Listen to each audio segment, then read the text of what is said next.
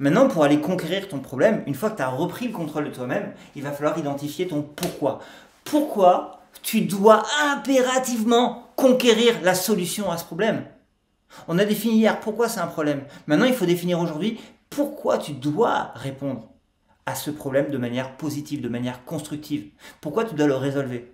Parce qu'en fait, ce pourquoi qui inclut un lien émotionnel fort en toi va être le levier qui va te permettre de trouver les solutions. En fait, ton pourquoi doit être associé donc à une émotion forte et j'ai envie de te dire même à une obsession de résoudre. Parce que si tu ne le résous pas, tu vas au crash. Et d'ailleurs, visualise un petit peu, visualise un peu ce que tu ressens. En PNL, pour peut-être que tu as déjà entendu parler de cette science, peut-être même que tu l'as pénétré un peu ou même à fond, mais en tout cas en PNL, on explique que tout ce que l'être humain fait, tout ce que l'homo sapiens fait, c'est par un réflexe de se rapprocher du plaisir et de s'éloigner de la douleur. Et d'ailleurs, petite parenthèse, l'être humain met beaucoup plus d'énergie à s'éloigner de la douleur qu'à se rapprocher du plaisir.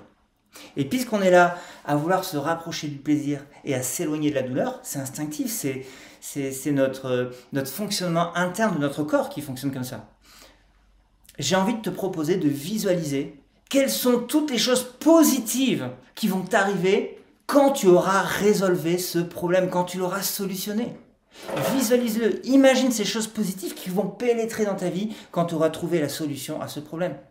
Et à l'inverse, regarde ce qui va se passer si tu ne solutionnes pas ce problème. Dans un jour, une semaine, un mois, un an, 10 ans, visualise, ressens toute la douleur que tu vas prendre dans ta vie, dans ton corps, dans ton cœur, si jamais tu ne trouves pas la solution à ce problème. Donc ça, c'est vraiment quelque chose de très important parce que ça va te permettre d'ancrer un levier émotionnellement chargé qui va te permettre de conquérir la solution. Ok?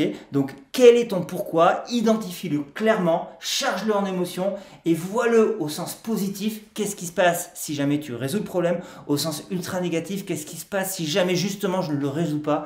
Et passe à l'action.